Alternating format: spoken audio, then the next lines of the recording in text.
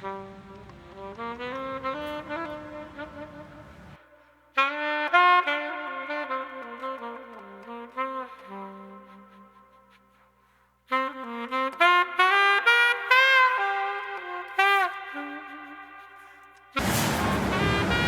was that? Now we know how that.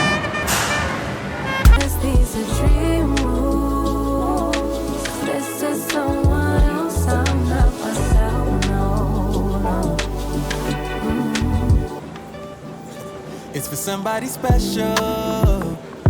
Yeah, can't wait it out tonight.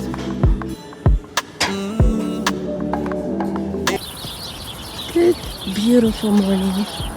The birds are singing, the sun is making its debut. It's just a nice day to be alive.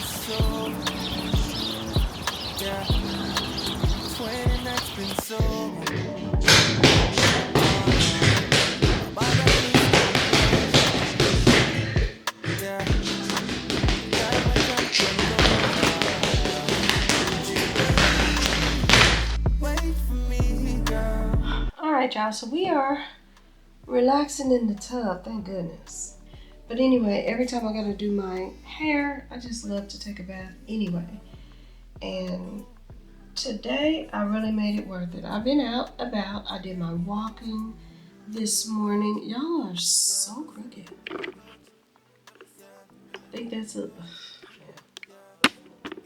You know what? We all girls here. We got boobs. Anyway, what was I saying? I got up early this morning, hit the streets.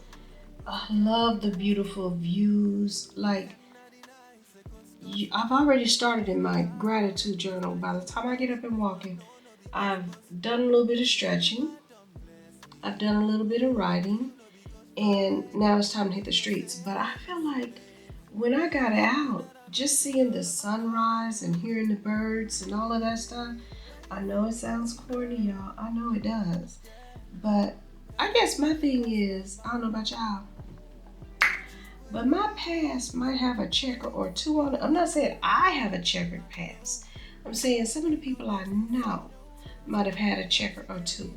And they've had years, for whatever reason, they had years where they had to sit down and they didn't hear birds chirping and they didn't get to see the sunrise because maybe their particular very narrow window, 4-inch, 6-inch, whatever window, didn't face the sun. You dig what I'm saying? But I feel an obligation to appreciate that. And so as I got out walking today, genuinely appreciated it. It was beautiful.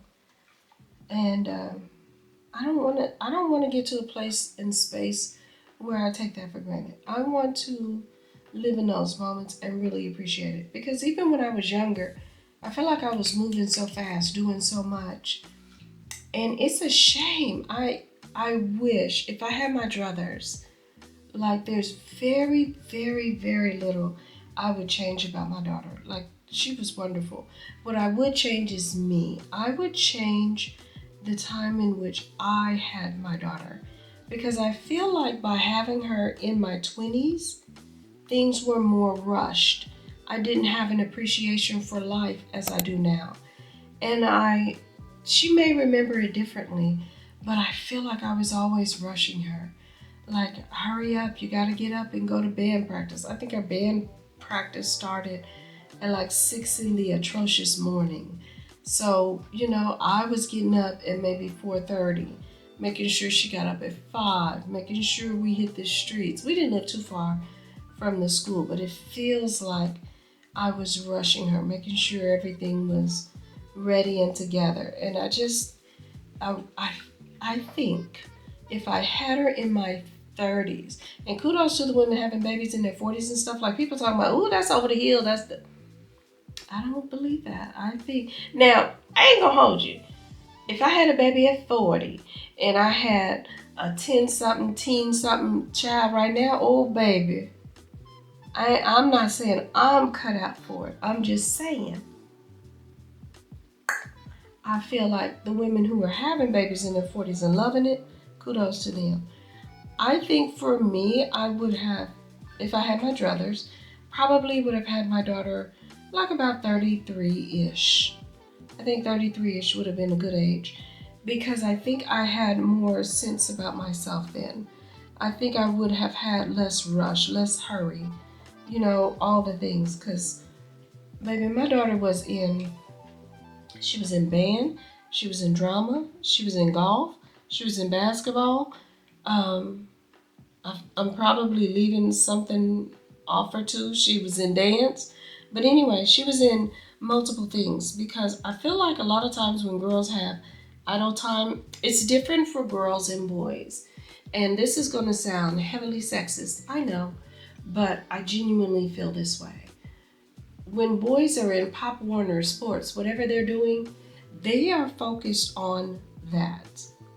Girls are a side thing. Girls are what come if they are successful enough in football or in baseball or whatever their chosen sport is, right? For girls, however, it just seems like girls will shake off their girlfriends. I even see this in grown women, but they'll shake off their girlfriends, they'll shake off their practices, they'll shake off a lot of things to get with that boy. So my goal was to just keep her active, keep her busy. You don't like it? Okay, let's try another sport. You don't like that? Okay, let's try something else. But what we're not gonna do, we're not gonna sit around and think about that little boy all day. Like that's not the option. And I just think that type of stuff is important. So for me, teaching don't pay no kind of money. So I happily worked part-time jobs to afford the instrument, which she lost. I had to buy another one to afford the other practices and things. I fussed at her about losing that instrument because, of course, I didn't want to keep rebuying it. But the reality is, honey, I'd rather rebuy it time and again than have her sitting around being idle. Like, that stuff's just important to me. And I think it paid off. I genuinely do. Anyway, I don't think that's what I was talking about. Could have been, who knows? Oh, I keep sliding down. I don't have that pillow behind me. The pillow's way over there outside of the tub. We're not getting out this tub. Not just yet. But yeah, I think that's important. And then I think it builds a certain amount of confidence in young women when they have accomplished various sports or activities or different things. I think they're less able to be told who they are because I have found, it's been my personal experience, maybe not yours, but I have found there are a lot of young men, boys, and grown men even willing to tell a person who and what they are. And usually when a person tells you who and what you are, it is not in your favor. It is to their advantage. So I wanted her to have that strong sense of who she is on her own first. And then I feel like that builds and promotes a confidence in young women. I was talking to my girlfriend about this the other day, and basically trying to figure out how to summarize it shortly, because she and I ended up on the phone for like 2 hours. We did. But basically what I was trying to say, and she initially was from a different standpoint, and then she kind of, I think, came over to my side, be it the dark side or whatever you want to call it. But what I think is, I think that when you have a certain amount of confidence from within, that confidence speaks. That it speaks in your posture, it speaks in the way you enter a room, it speaks before you ever say a word. So I think it's important to say that I think there's a difference between speaking and talking. You'll hear a lot of people talk, and you'll sit back and you're like, what are they talking about? Nothing. The answer is nothing. When you're struggling to figure out what it is that they were talking about, they were talking about nothing. My father used to have a saying, and he was like, whoo, I had to tune that so-and-so out. Because anybody with that much to say stopped telling the truth a long time ago. So he would talk about it as it pertains to them being liars. But for me, I promise you, y'all, that's just me moving my feet on the tub. But for me, I feel like people who are really speaking, they've done so upon entering the room. Like you'll see someone enter the room, you're like, who's that? What's that about? What's going on there? And it was a sad thing that I had to tell my daughter. We were talking about, just exuding confidence and walking in with a certain posture, stature, and all those things. And I don't know that I thought about it because my daughter was in dance, and I noticed her posture changed after a while when she was in dance. And it's so funny because by having her young, I will say she was able to also teach me things.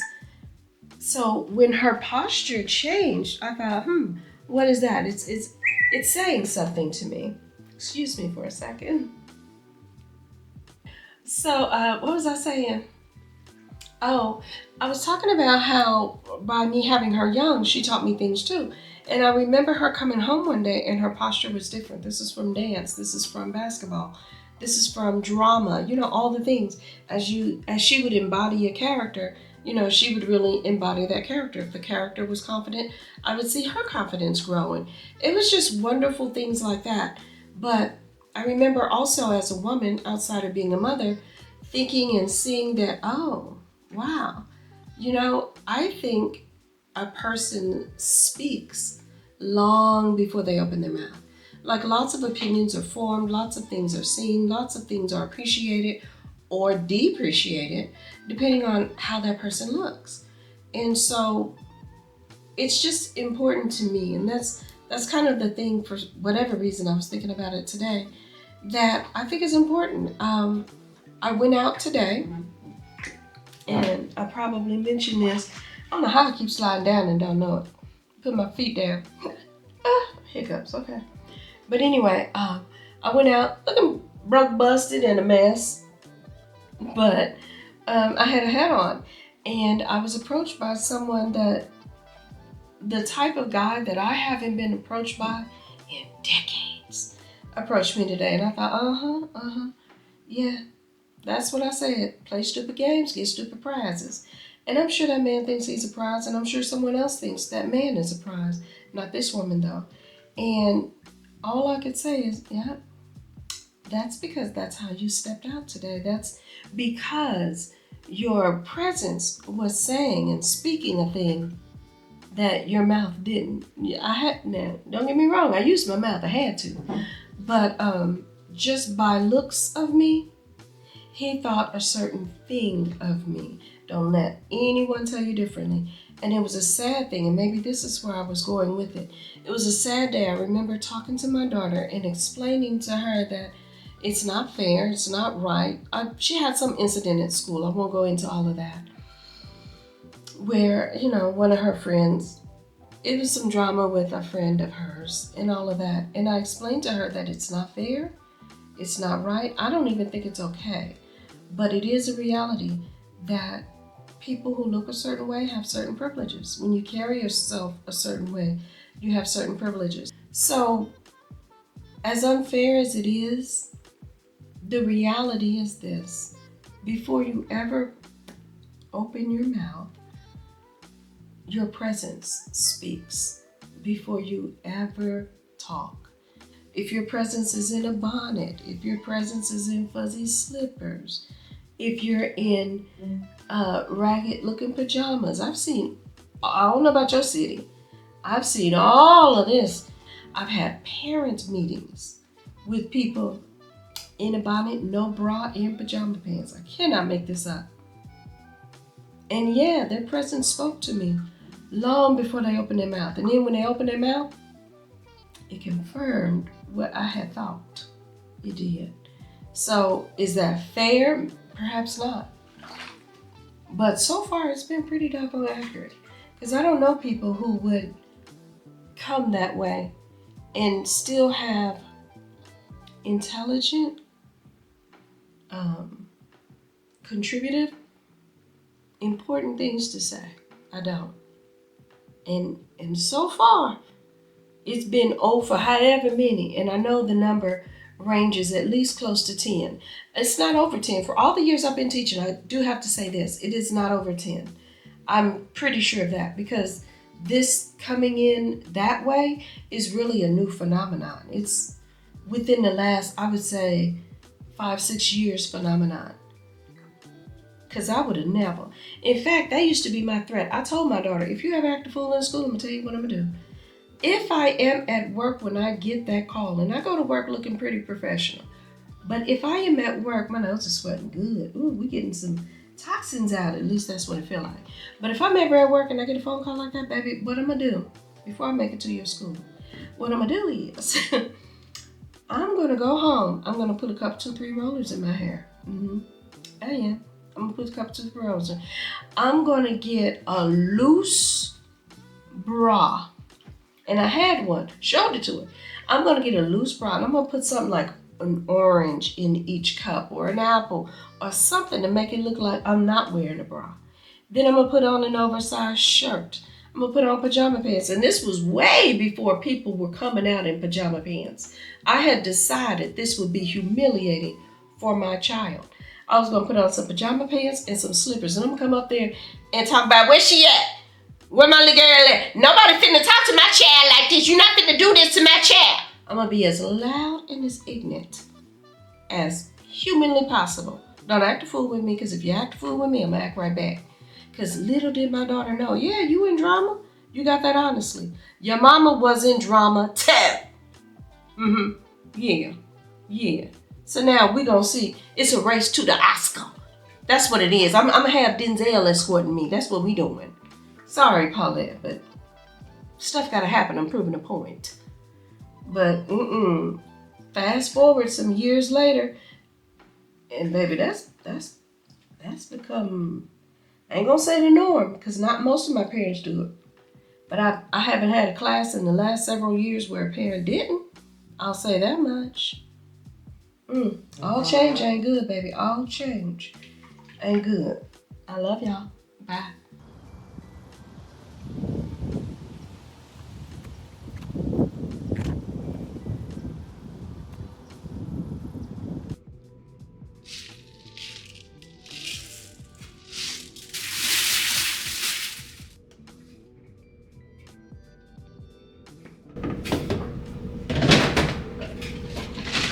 Wouldn't be me if I wasn't running low on something, I'll tell you the truth. I like this for all the walking I do, get sweaty, and I just don't care for that outdoorsy smell. I know some people love it, love to dry their clothes in it, but ooh, that's a hard pass for me. I think I'm gonna go ahead and do meatballs for this week. I'll use half of this package. Let me put this knife over here. I got a system, y'all. Don't ask me about it. I think I might have issues. I don't know. So just like I poked the knife into the turkey package, the raw turkey package, y'all see I got veggies and stuff over here. So I can't have a knife that just touched raw meat near my veggies. Plus, I don't want to forget and start chopping something else up with this raw meat knife. I have bleach water right now. The more I say it, the more I try to defend it, the crazier it kind of sounds. But I'm gonna tell you this, and this is the truth. We went to, where did we go? Wendy's. Sorry, I hate to call out specific places, but hey, PSA right quick. I went to Wendy's here in Kansas City. Actually, yeah, I'm gonna leave it at that. I went to a Wendy's here in Kansas City. This was when their chicken sandwiches were popular. I get a chicken sandwich. It was kind of late at night. I was sick as a dog. And for me, school is a big fat deal. For my daughter, it was a big deal. I was like, baby, you can go to college for free. You can da-da-da-da. I'm telling her all this stuff. The benefits of, and here's my thing too. And it's not just because I'm a school teacher, but even when I was in high school, I was kind of like peeping game, like, hold on, you mean to tell me that I already got to go to school, but if I make decent grades in school where I already got to go anyway, they'll give me scholarships to go to the next school for pretty much free? Now, mind you, I knew that, but did I play by that rule? Because then they had another clause in it. You had to have attendance, and I was too busy playing hooky. But I did pass the message on to my daughter. And so I was like, listen, you already got to go to school. And your mama ain't asleep at the wheel, baby. You're going to have to go to school. And so you might as well do it, go to school for free, la da da da.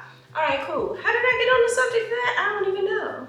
But anyway, here I am. I go to Wendy's. And as much as I hated for my daughter to miss school the next day, baby, that Wendy's had me so tore up, I couldn't even drive her to the bus stop. Mind you, now the bus stop was just at the end of the block, but baby, I lived where I could afford at the time, and it might not be in the bestest good neighborhood. So she wasn't gonna walk to the bus stop, not even if it was a half block down the street without her mama. And I couldn't go down there unless I could take the toilet with me. It was that kind of food poison sick, right? So that happened to me here. Have an aunt who lives in Dallas. Why she get food poisoning? Same situation, went to Wendy's, had a chicken sandwich, and it got her. Why did one of my father's women's, and yes, he had several, we just one of them. Why did she go to Wendy's in Chicago? Have a chicken sandwich, get food poisoning there. Then on top of that, years later, my own daughter, when I went to, where did we go? I think it was my husband and I were in my ex-husband and I were in Mexico. He was my husband at the time. But anyway, we went to Mexico or something like that, and she was staying with my aunt. I felt so bad, because sure enough, she had a chicken sandwich and got sick all over my aunt's beautiful $100 house. Like, when you talk about a rich auntie, that's what she was, and that's what my daughter was getting sick. Bless her heart. But anyway, yeah. So you get me sick one time on some food poisoning, baby, I'm paranoid for life. But it's the strangest thing to me, because I know when I was a little girl, we used to bake cakes, cookies, whatever, and lick the batter. In fact, I feel like cookie batter ice cream is a throwback to all the people who used to love cookie batter. I'm gonna turn this one more time, baby, when it's ready.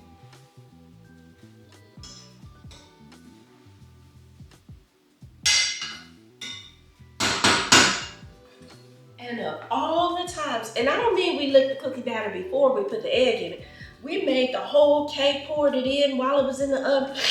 We licking spoons and all of that stuff. Nobody ever got sick. I don't understand that. I pulled out 2 pans because I don't know how much I'm gonna use. This half a package. So far I got onion powder. Let's put in some garlic powder. And a lot of it. Show enough.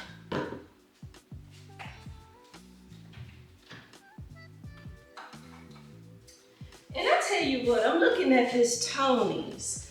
It's got like 15% sodium, which is a lot. And I'm trying to eat more gooder.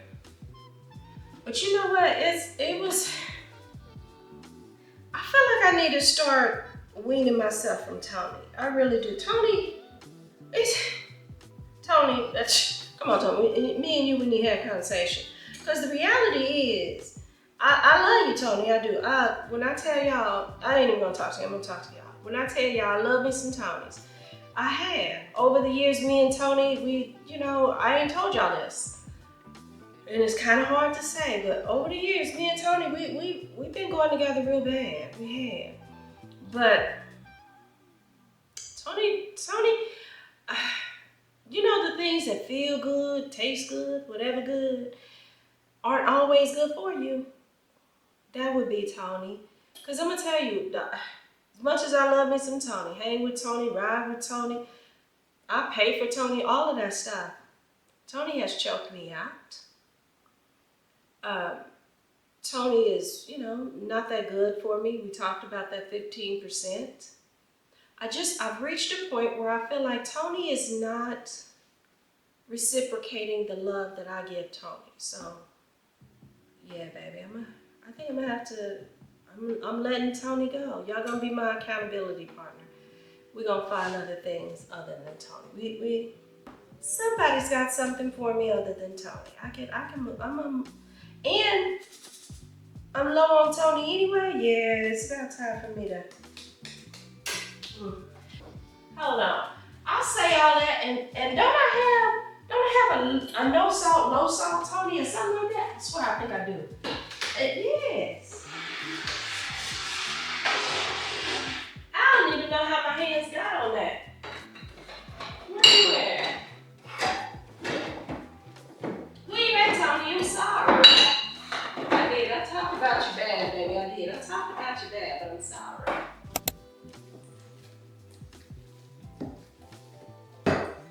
All right. Okay, it's looking like I mixed the seasoning pretty good. Let's add in some peppers and onion. I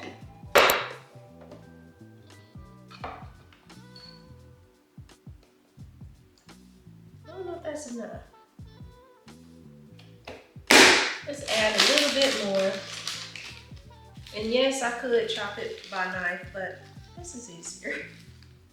So why not do it easy? That's what this whole meal prep is. It's about an easy, quick meal prep.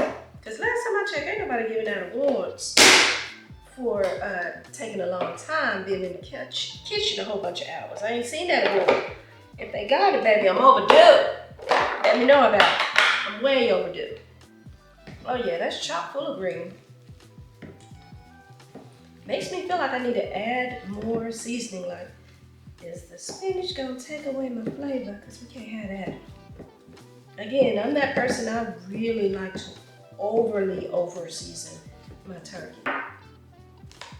Matter of fact, let's say less. Let's put more in.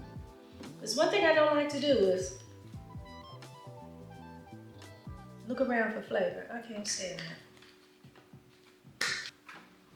And if I don't enjoy my meal, it's a very unhappy meal for me. I know some people are able to just see it as sustenance or just see it as fuel, but I see it as creativity. I see it as, you know, a chance for enjoyment. But I am doing better about spicy foods, because when I had that biotin breakout, that's what I'm calling. I did talk with someone and they were like, yeah, no, spicy and fried foods are no good. I say that and then I'm gonna say this. But a few days ago, I stopped by Popeyes. I was like, okay, cool. They got the 3 for $5 special on chicken right now. Okay, cool. I got my little Popeyes and, you know, it's alright. I don't know if it was me or if it was that particular Popeyes, I don't know what happened, but it was just all right. Anyway, that's not the point of the story. So the point is, when you go to Popeyes, they got the little survey thing on the back, right? So you fill out the survey. Oh yeah, that looks healthy, but what I know is it's seasoned, so that'll be fine for me. But anyway, you fill out the survey and it allows you the opportunity on your next visit to get 2 pieces of chicken and a biscuit with the purchase of a large drink. All right, up, and I ain't ready for you. At least I remember turning it on now. But anyway, you know, if y'all don't know about it, just turn if you go to Popeyes. Not encouraging that, because obviously I'm trying to eat healthy. But anyway, if you go to Popeyes, look on the back. They got the little survey on there, and you fill out the survey. It gives you 2 pieces of chicken biscuit. Okay, cool. But you gotta purchase a large drink. So while I'm waiting on my 3-piece for $5 special that I got the other day, I look up and I see large drink now is $3.09. I said, oh, y'all must have had too many people doing the survey. And so now y'all done found a way. You know what I'm wondering now that I've done it? And I'm finna put it in the oven. I'm wondering if the spinach is gonna burn. You know how garlic is that thing that you put in almost next to last when you're cooking stuff because it'll scorch? Spinach kind of works like that, girl, to me too.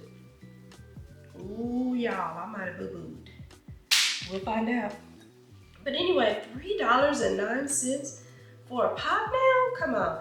And I'm trying to say soda because somebody told me, ooh, that sounds so country. In the Midwest, we typically call it pop. I know down south and other places, they call it soda. So forgive me when you hear me calling it pop. It's a soda pop, boom. Soda is the adjective. Pop is actually the noun. So now that I think about it, y'all the ones that's wrong. I'm calling it by the noun it is. The noun is pop. What kind of pop? Soda pop. That's on y'all. But anyway, whatever, I don't care. But that was just kind of like, dang, $3.09. Y'all, you could buy a large pop. Like it used to be small pop, $89, medium pop, $99, large, $1.09. Now y'all done jumped all the way up to $3. Yeah, y'all just see, I don't like stuff like that. Either it's a real deal or it's not a real deal. If it's not a real deal, just say so. Y'all wanted to cancel it, just say that. I don't know, I just hate stuff like that. Oh yeah, these are chock full of veggies, girls. They really are. The question is, are they going to scorch and burn? Now, I'm not going to use a whole nother pan for what amounts to about 2 meatballs. I'm not. So we're going to have to find a place to squeeze these in. Y'all, just like that, I'm just about done with meal prep. Okay. Had to use my different knife for these onions. Because y'all probably think I'm playing, but I'm absolutely not. I promise you, food poisoning is so miserable. You suffer with that one time, you do your best to avoid suffering from that again. And it was so crazy. When I had the Wendy's kind of late at night, went to bed on it. Baby, that poison had its time. It did its big one. It worked all the way through my body to the point that in the wee hours, I think it was like 4-ish in the morning, I finally wake up. And I wake up swinging. Like, oh my gosh, I'm fighting for my life, because it literally felt like someone had broken into my home. That was the dream. The dream was that someone had broken in and was stabbing me in the stomach with a knife. The pain was so sharp. I woke up fighting for my life because I knew somebody really was stabbing me with a knife, and it wasn't. And I'm swinging and I'm doing all of this and nobody is there. And it finally dawns on me that I am alone, but I'm still in pain. I couldn't figure out this pain. And finally, I had to go to the bathroom. I had to throw up. And I realized, oh dear, I'm sick. Nobody's in here. Calm down and get to that bathroom. And get to that bathroom, I did, but barely. All night, all into the morning. My daughter had to miss school. I couldn't take her. She wakes up. She got her backpack on, baby. Mama can't, unless I can drag this toilet with me, baby. You can't go to school today. I cannot take you to the bus stop. It was a mess. Literally, it was a mess. But yeah, you get food poisoning one time and you're good on it. All right, these are looking good. I'm gonna freeze these. Set this aside, and it's time for me to shred my zucchini.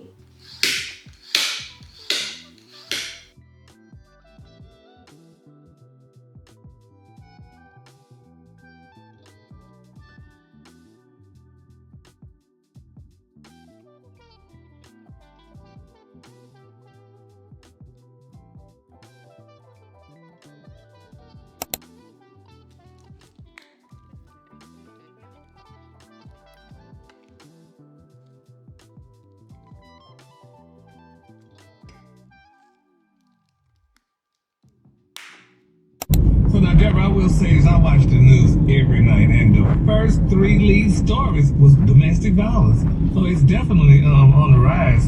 And I'm like, the question is, why do some people go back to that abusive relationship once they finally get out? For example, like, some people said that why did Cassie stay in that relationship with Diddy? Sometimes it's all about survival, and it's also threats, because you really believe if you've been beat by a perpetrator, I'm talking about like blood, hitting you in your head, choking, to you urine on yourself, all the way to bruises, or, the threats, the fear. It's a fear that come on you. You know he gonna kill you. It's just a matter of time. Is he gonna kill you? If you running out the door, is he gonna shoot me in my back, my head? If I try to take my kids or his kids away, I don't have the money, the power to fight him. And sometimes you just exhausted mentally, physically, emotionally. Who's gonna help me? In order for a woman to even try to go into a custody battle to keep her child, it's like a $10,000 or $15,000 retainer. There's a list of women. Yeah, there's legal aids out here, but y'all know how many cases out here, and there's so many lawyers. There's not enough lawyers to do pro bono cases. Then CPS is in her life.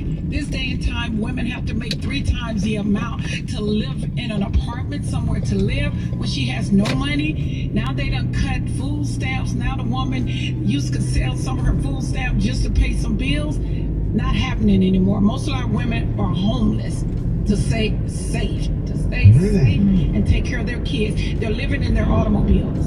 Wow. So they say all things are possible, right? But Can you really get an abusive person to change their habits? People believe, I know that if I just keep trying, this person will change. Or is it just best to just leave when you get through that first sign of abuse? When you see the signs, it's best. You can't change a grown man or woman.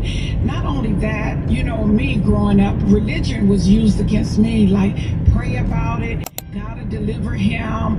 It's gonna be okay. You shouldn't get a divorce.